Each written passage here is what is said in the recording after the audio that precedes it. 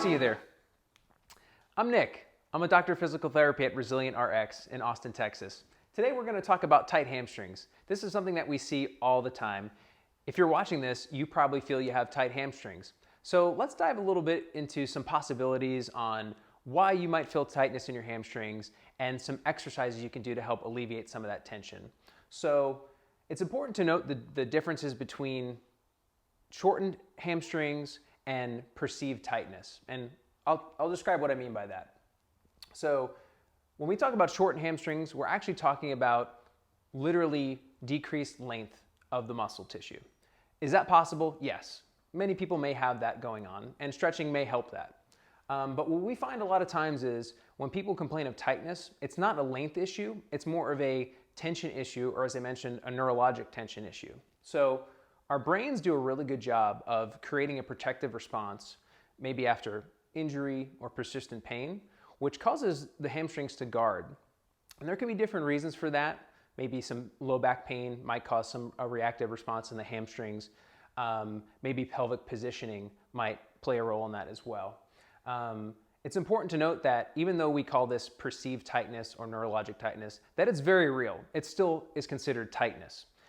We don't want to say that it's all in your head or anything like that, but the way we treat it is going to maybe be different. So in these cases, static stretching for long periods of time may not be the answer for you. If maybe you've been trying that and you still feel that your hamstrings are feeling tight, maybe you still have pain in your low back related to that. So today, I'm going to show you some things, some exercises that are going to help decrease some of that tension possibly, and hopefully get you feeling better. So the first exercise I'm going to show you is called a toe touch progression. This is one you can use as an exercise, but it's also a way to help test and retest. So what you'll need for this one is something to elevate your heels or toes on. For example, I have here 2 small Olympic plates. You can use a 2x4, maybe even a small curb, something you can just put your feet up on to get a little bit of stretch in either direction. And then the second thing you'll need is a small rubber ball or a towel roll or even a small pillow you can put between your knees to squeeze. So before you do the exercise, test to see how far you can move and also note how you feel. So for example, I'm getting maybe to my shoelaces and it feels tight. So we're going to try this exercise and then retest. Very first thing you're going to do, put the ball between your knees or the pillow and have your toes elevated. When squeezing the ball, you'll hold your core tight, elevate your arms, and try to bend forward. Don't force the movement, and don't hold it for a long period of time. And typically, a good amount of repetitions is 3 to 5. Still keeping the core engaged. Good. Next, you'll have the heels elevated. The movement stays exactly the same. Ball is going to be squeezed between the knees. That's going to help turn on the adductor muscles, your inner thigh, and also your abdominal muscles. Your core is going to help lead the movement and pull to help counteract the tension in the hamstrings. Arms elevated, bend forward, and come back up. Nice and controlled. Make sure you're balanced. And make sure you breathe normally.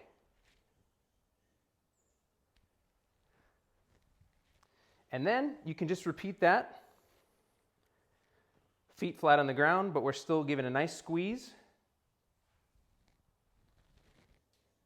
And we'll do 3 here.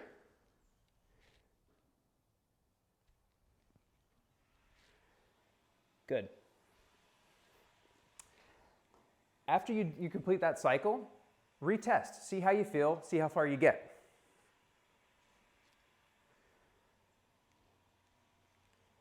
You might feel less tension. You might even notice your fingertips go further down. The next exercise I'm going to show you, it's called a reverse toe touch. Much like the toe touch progression, it's a way to modulate hamstring tightness by repeating a motion without using a long duration stretch. So it's going to require you to be in a bit of a squat position. So I'll show you a profile view first. You'll get into a comfortable width in your stance that you would normally squat in. And you're going to bend your knees and reach for your toes. and reach for the tips of your toes. And what you can do is gently hook your fingertips under your toes, the front of your shoes, or if you're barefoot, just your toes. Don't step on your fingers, and hold that position. And then from there, what you'll do is try to maintain your grip on your shoes and extend your knees. So straighten your knees and trying to lift your butt. And that should give you a great stretch in your hamstrings. Again, we're not really gonna hold too long. We're gonna go right back down into that squat. And we'll do 3 to 5 at a time.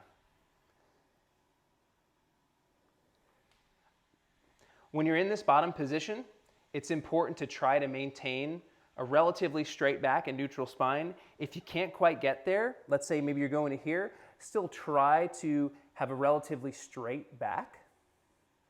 But if you can sink a little deeper and still maintain a relatively upright torso, all the better. This is what it'll look like from the front. So comfortable within your stance. It doesn't have to be narrow. It can be a little bit wide if you need it. We're bending the knees and sinking down, reaching for the toes. Get a little bit of a grip on there. Watch your fingertips. Sink into a squat. And then from there, straighten the knees and feel a stretch in your hamstrings. And repeat. Next up, we have Romanian Deadlift, also known as an RDL. What we're gonna do here is use an empty bar, but you certainly can use a dumbbell, a kettlebell, any type of small weight.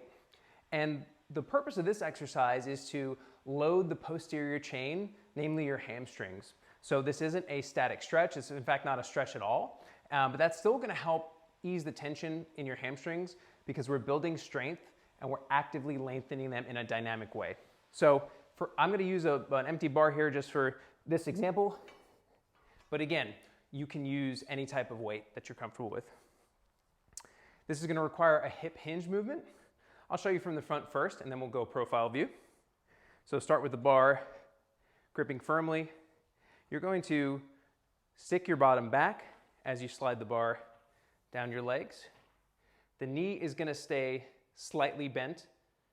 And you're not gonna squat this, you're just gonna basically get your bottom back and hinge at the waist with the knees unlocked until you feel a stretch in the hamstrings. And come on back up. So bar slides down close to the body. My grip is firm on here and I'm also squeezing my armpits into my body. That helps engage the lats and keep the bar nice and controlled. Same thing applies for dumbbells and kettlebells. So we'll go profile view next so you can get an idea of what the hip hinge looks like. Feet about hip width apart. Start out in a tall position. The first movement that I'm gonna do is stick the bottom back. So that's your hip hinge. The bar is gonna slide down as my hips go back. I'm squeezing my armpits into my body. Knees are unlocked, slightly bent. If you can go lower, great, but start out small if you need to. And come on back up.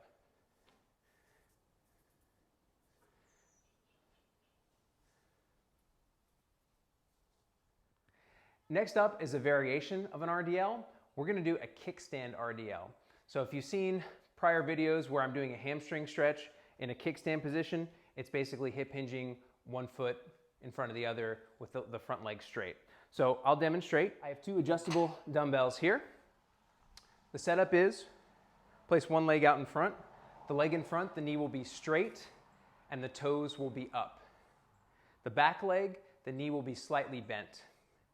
And much like the other versions of this exercise, you're going to do a hip hinge. Stick your bottom back as the back leg is bent. And you should feel a stretch in the back of your thigh of the front leg. In this case, it's my left leg. So we're squeezing the armpits into the body, lowering the weights down as we hinge at the hips, and come on back up. So nice and controlled. And I'll show you a profile view here. One leg out in front. Front leg, again, knee is straight, toes are up. Stick the bottom backwards, hinging at the waist. The weights slide down and come on up. I'd rather you focus on a slow lowering than rushing through it. When you're doing this exercise, it's important to do it slow, especially the lowering of the weights. That way you have a good, controlled lengthening of those hamstrings. Next, we're doing the last of our Romanian Deadlift RDL. We're going to do a single leg RDL. I'll be using an adjustable dumbbell here. All of the same techniques still apply for this. We're going to be, this time, just on one leg. So, I'm going to have the weight in the opposite hand of the leg that I'm standing on. When you do this, that leg, the working leg, is going to be slightly bent, squeezing the armpit into the body, hinging at the waist, lowering the weight slowly down, trying to balance, and come on up. Keeping the hips level the entire time. If you need to start out, you can have a little toe touch in the back, if that helps your balance.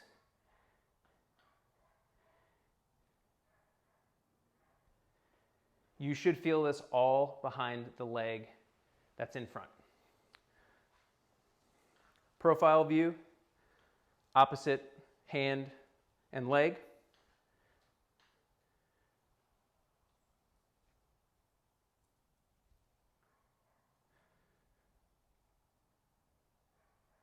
And I'll demonstrate toe back just for extra balance if you need it.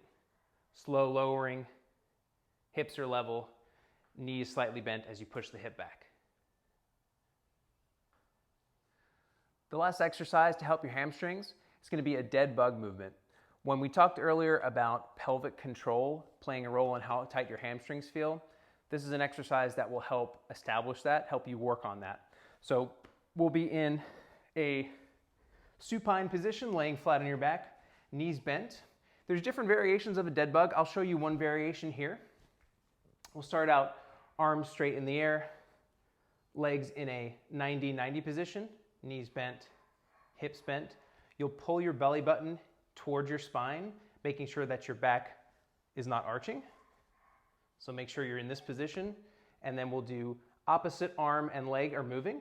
So my right arm will be moving with my left leg, create some tension, and I'm just going to tap my heel down as I reach up, and feel free to alternate.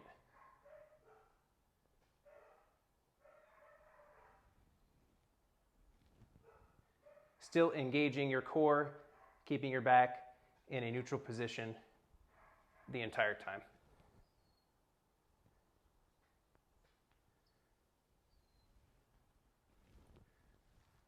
So to recap, when you feel tightness in your hamstrings, it's not always about muscle length or shortening of it.